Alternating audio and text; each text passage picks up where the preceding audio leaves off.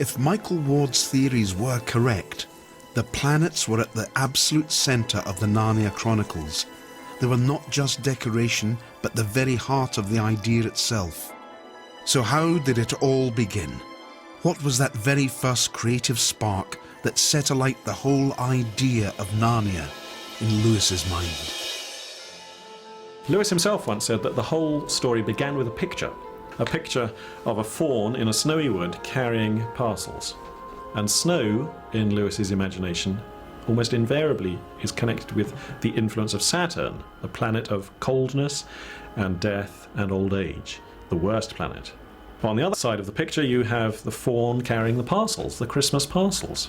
And Christmas is, again, continually associated in Lewis's mind with Jupiter. That's why Father Christmas appears in The Lion, the Witch and the Wardrobe. Even though, technically speaking, in strict logic, there can be no Christmas in Narnia because they don't know of a character called Christ.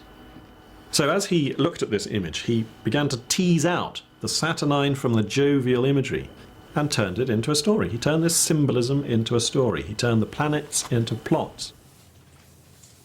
That may sound simple enough as an idea, but how does it play out in each Narnia story? The Lion, the Witch and the Wardrobe is the Jupiter story, because Jupiter was the king, the best planet, the one who brought winter to an end. Winter past and guilt forgiven, to quote Lewis's poem about Jupiter. Jupiter was associated in Lewis's mind with the sacrifice of Christ because of Jupiter's red spot, the great red eye on Jupiter, which Lewis associated with Christ's sacrificial blood, which is why Aslan dies and rises again in that first Narnia Chronicle. Prince Caspian is the Mars story. Mars, as everybody knows, is the god of war, and Prince Caspian is the Narnian war story, the civil war of Narnia, the great war of deliverance, as it's called in a later book. Military events and escapades and descriptions are everywhere in this story. It's a story of boys hardening into knights. But one perplexing thing about Prince Caspian is that other major theme of imagery that runs through it, which has to do with trees and forests. Lucy tries to wake the trees. Aslan enters the story amongst dancing trees, and the trees come to the battle at the end of the book. Why all these trees? Is it just evidence of Lewis's imaginative confusion, or just a hearty envelopment of all rich things without any governing purpose? No, it's another aspect of the martial symbolism. Mars, in addition to being the god of war, was associated with trees and forests. He was a vegetation deity originally. He was called Mars Silvanus.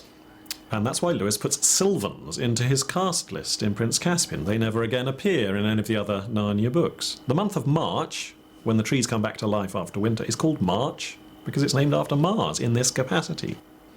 So, in The Voyage of the Dawn Treader, we have the Sun story. This is a solar book. The title of the story alone might give that away to you, because this is a journey towards the dawn. The ship treads the dawn, the rising sun. Another major theme of imagery in the Dawn Treader, which has to do with dragons. Now, why did Lewis put so many dragons in his story? Is it, again, evidence of imaginative confusion, or is there a deeper purpose at work? If you look at the Greek version of the Roman sun god, in Greek mythology he's called Apollo. And one of the things that Apollo was famous for was slaying dragons. He was known as Apollo Sauroctonus. Saura is the Greek word for lizard or dragon. It may have played a part actually in Tolkien's choice of the name Sauron or Sauron for his chief villain in The Lord of the Rings. Aslan can undragon Eustace after he's been turned into a dragon. It's a further manifestation of Aslan's solar character in this book. And there are lots of other dragons in this story. The ship itself is shaped like a dragon. They meet the great sea serpent, the fallen stars. A shooting star in medieval times was known as a fire dragon. And there are one or two other dragons too, if you look carefully. So it's a very carefully worked book, beautifully irradiated with solar imagery. The Silver Chair is the moon story. Again, you could guess this from the title, because silver was the metal of the moon. The book is structured to reflect the great divide that existed in medieval cosmology at the orbit of the moon. Above the moon, everything was held to be perfect, certain, immutable, but below the orbit of the moon, everything was subject to doubt and confusion and uncertainty, including that uncertainty of your own mental stability, which is where we get the word lunacy from. Someone who's under the influence of Luna was a lunatic, and Prince Rilian, the lost prince of this story, is found raving like a lunatic 1 hour in every 24 in this story, locked up in his silver chair, and so on and so forth. It's a beautifully worked, incredibly subtle, carefully, artistically worked scheme, which is exactly what we should expect of Lewis, who loved intricacy. He said intricacy is a mark of the medieval mind.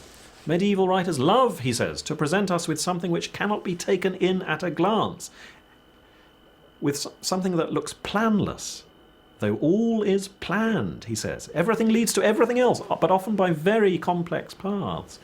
And that's precisely what he's done in Narnia too. The story is simple, but the imagery is incredibly complex and carefully worked. So it's not a hodgepodge. It's not a hodgepodge.